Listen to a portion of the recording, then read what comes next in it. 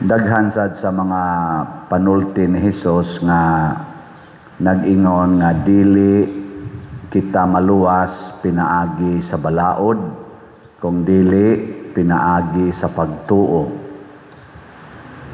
Si San Pablo sad ug ang mga apostoles nagsigi sagsangyaw ana nga dili ang balaod maoy makapaluwas nato kung dili ang pagtuo diha ni Hesus. Pero karon sa atong ebanghelyo, giklaro ni Hesus nga ang balaod makaluwas di ay ug unsa may aspetos balaod nga makaluwas basta dili lang nato siya itudlo kung dili tumanon gid siya sigon sa iyang Diosnon nga espiritu. Pasabot, the spirit of the law according to God's standard. Mo nang niingon si Kristo, wa man ko muanhi aron isalikway ang balaod ni Moises, nianhi ko aron tumanon kini.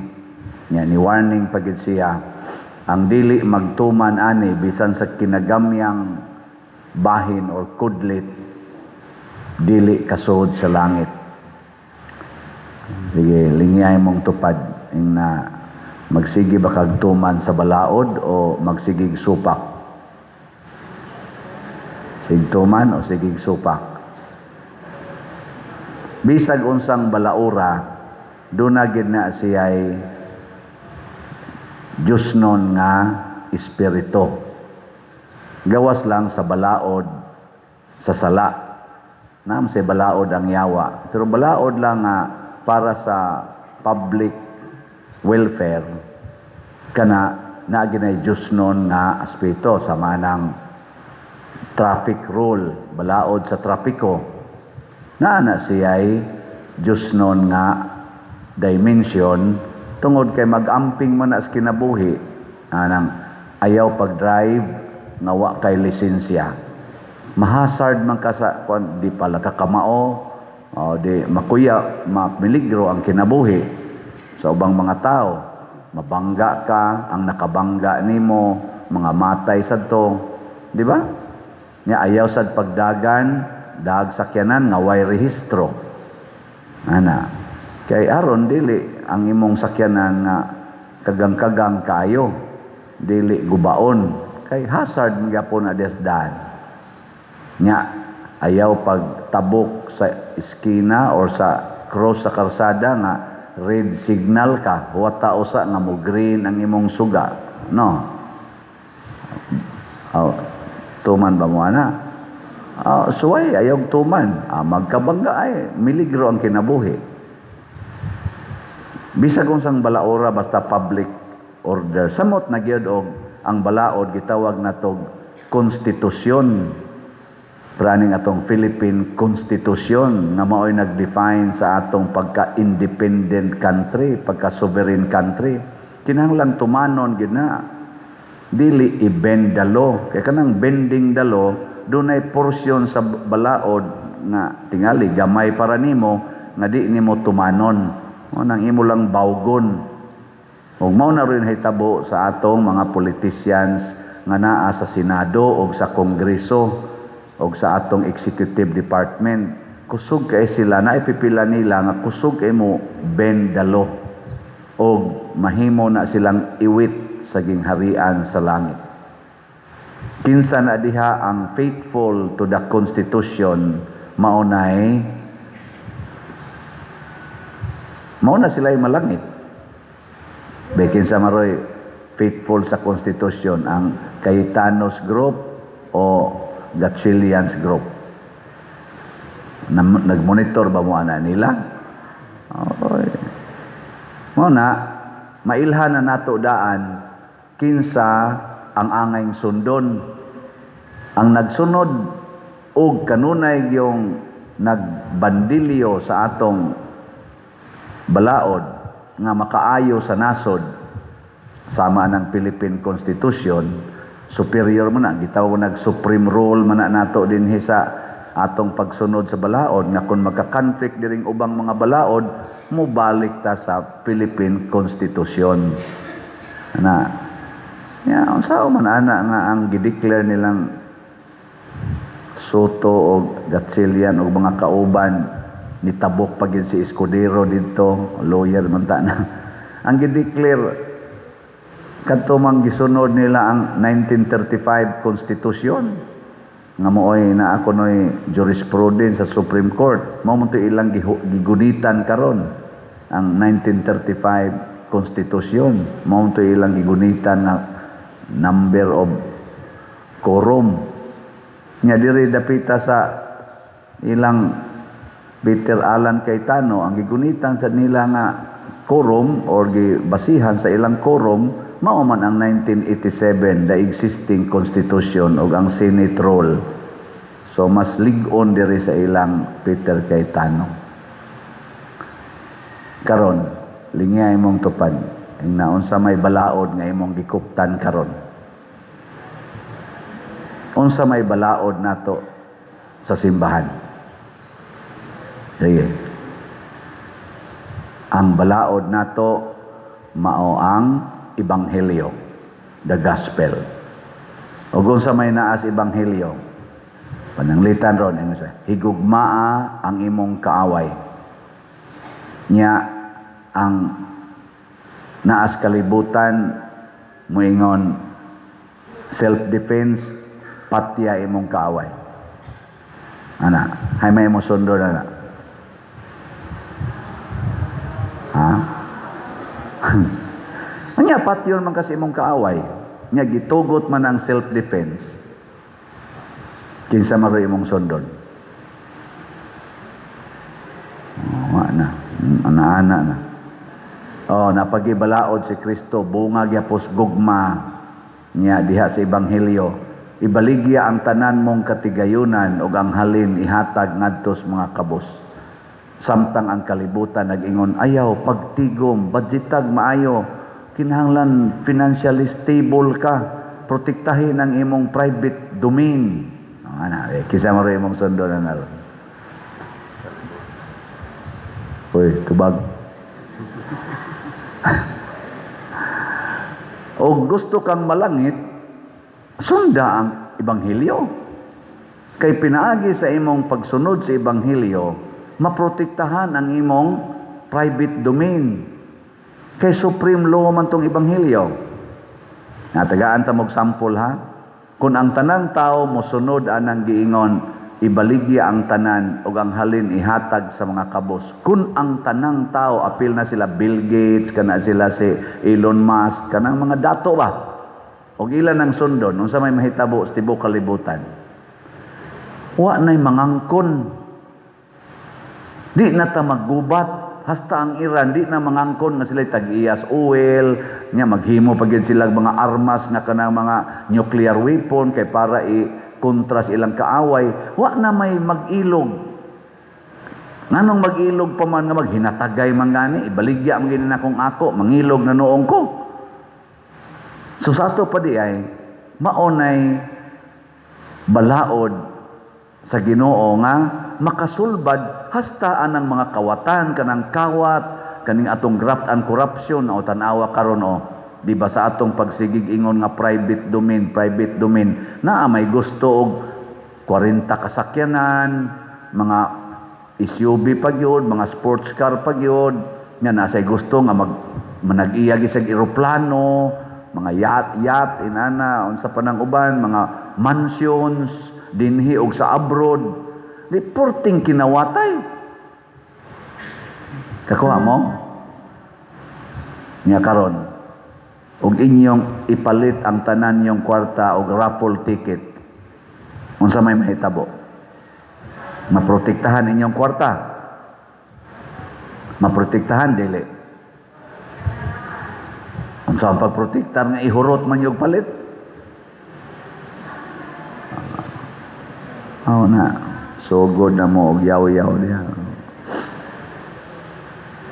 maprotektahan ngano man kay inig sunod nimo sa Ginoo literal nga pagsunod ang Ginoo kay mao may tag-iya sa tanan o gamhanan sa tanan iyang ipakita nimo, pinaagi nimo og sa tanang katawhan ang iyang makaluwas nga gahom.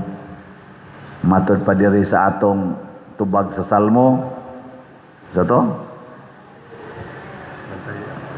Bantay ako nga walay kabilinggan o Dios, kay ikaw ang akong gilauman. Way kabilinggan, kana bang wa ra jud kay gihimo. Ang Ginoo rin mo provide. Relax ra jud ka. Karon perti nimong provide og color sa imong buhok, purmas imong kilay, mga naong nimo, perti nimong provide sa imong balay, mga colors balay, ang renovations balay, mga inana. Nga usahay, mas stress na ka. Di ba? Pero mag-agad lang ka sa Ginoo, nyagatuman lang ka sugos Ginoo, ang Ginoo na imuhatag. Muna diri sa atong unang pagbasa, si Propeta Elias, siya na lang usa, ang kontra niya, ang hari o ang mga propetas hari nga 400 kapin. Ningon si Propeta Elias, atong simbahon ang tinuod nga Dios. Kung si Baal, nga inyong Dios, mo'y tinuod, siya atong simbahon. Pero kung ang akong Ginoo, mao'y tinuod nga Ginoo, siya sa atong simbahon.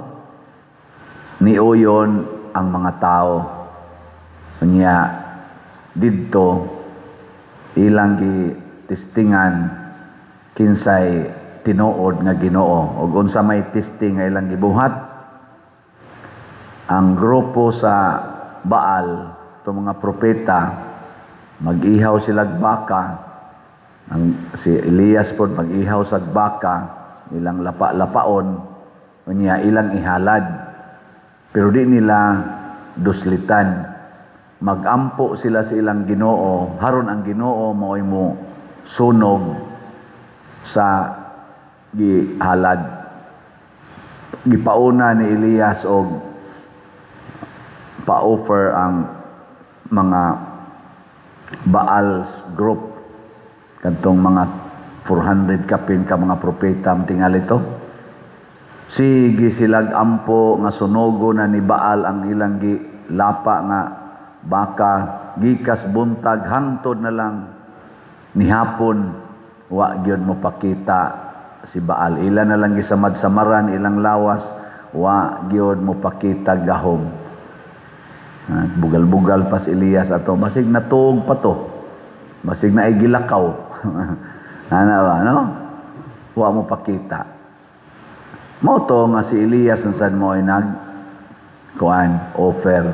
Pero ang iyang giingos Ginoo, Lord, wa ko magpagarbo ha. Wa ti ka hangyua nga imo ning buhaton, pagpagarbo lang. Lisod na kaayo ang kahimtang, kay ako na lang usa. Muna ipakita nga tinuod kang Ginoo nga akong gisimba. Ikaw na lay sunog aning ni angkon. Iya pag itong gipa butangag tubig nga ang iyang mga halad na nas ilawom sa tubig. Gisunog sa Ginoo hangtod pang mga bato nga iyang gitungtungan, gisunog pag yun. Ug mao to ang mga tao ning simbag balik sa tinuod nga Dios. Pasabot mga igsoon, ayaw kabalaka kung magtuman ta sugos Ginoo. Tingali moagi ta nga magkalisod, moagi ta nga way kaon, magkalisod-lisod. Pero kung kanang imong kalisdanan mao nay resulta sa imong pagtuman sa sugos Ginoo, padayon mudaog ka kas katapusan.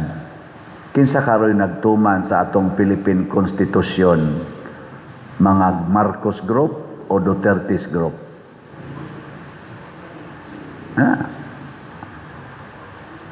Kinsa maroy gilisod-lisod nga sigihan yung gukod, sigihag kiha, sigihag pasangil, ginamit ang mga minaumaong mga balaod? Marcos Group, Duterte's Group. Pagbantay kay kamong nagsigi og bendalo, kamong gasigi lutos anang inyong mga kaaway, ginamit ang dili insaktong pagtuman sa balaod, doon na mo'y tulubagon sa Ginoo. O moabot ang panahon, doon na gay dakong silot ninyo. Unsa may silot diri sa mga propeta nga mini? Unsa man?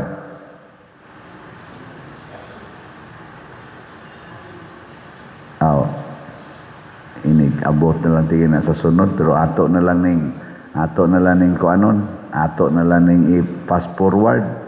Niingon si Propeta Elias, dadas akong atubangan ang tanang propeta, o patya sila diri sa akong atubangan, patay tanan. Patay gyud. Una mamatay ra gyud ta. Pero manindot ang mamatay ta sama ni Sister Florence nga nagtuman sa sugo sa Ginoo kaysa mamatay ta nga nagsupak-supak. Kay adto kita padong sa kasakit o kamatayong way katapusan. Muna ako pa ninyo, palit na mo sa raffle ticket. Ayaw na ninyo kana ganing unya-unya ha. Sige, unsaon man nato pagpalit, usbon ako para sa mga online na mga kuha nato. Kamo dinhi, kamao naman mo palit, na sa daghang nanuroy. Pero ang atong online parishioners, anha lang mo sa atong GCash accounts, bank accounts, o kaha kwarta padala.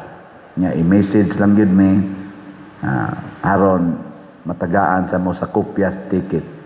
Niyang mamaligya asad mo na may uban bisag online ha, tanawa unsa ka kugihan ning ato mga parishioners labi na online. Mangayo sila mga tickets dili paswatan og ngan, unya ilang ipakita dito through texting sa nila sa ilang mga kaila. Nya og nana gani mo saad, ila dayong assignan og mga ngan ang kada ticket. Ana lang ba? Online lang. Ana nindot no. Huwag yapon mo nindot eh. Huwag mo ka imagine. Ana sila. Unya mahalinan. Makahurot pa ganit tag sa kastabs. Napay usay, 2 kastabs. So muna, tinabangay ta. Kay magamit naman gyud ang atong social media. Nya, ayaw sa inyo kalimti, kay makatabang sad kaayo ang inyong pagsunod sa atong platforms sa social media. Kaning YouTube channel nako, Padre Siano Ubod, sundagin ni 294,000 ka subscribers na ni karon. Unya padayon na lang, view, like, share, subscribe nga 15 to 30 minutes lang kada adlaw. Dako na kay tag matabang para pagsabwag sa maayong balita aron matudluan ang katawhan unsaon pagsunod sa balaod sa Ginoo. Nya at the same time mo income sa dangato aning kaning parokya, kay doon na may i-share ang YouTube nato nga income kung magsige tag view, like og share. Makatabang sana sa atong mga galastuhan dinhi, labi na sa atong charitable expenditures. Kining tanan mga igsoon, mga balaod ni sa kalibutan nga dunay nindot nga mahitabo. Ug isipo na nato nga kun ato nang sundon, mahimot ang nagtuman sa balaod sa Ginoo. Kay ang balaod sa Ginoo para magyud sa kaayuhan sa tanan, dili sa pipila lamang, para gyud sa tanan.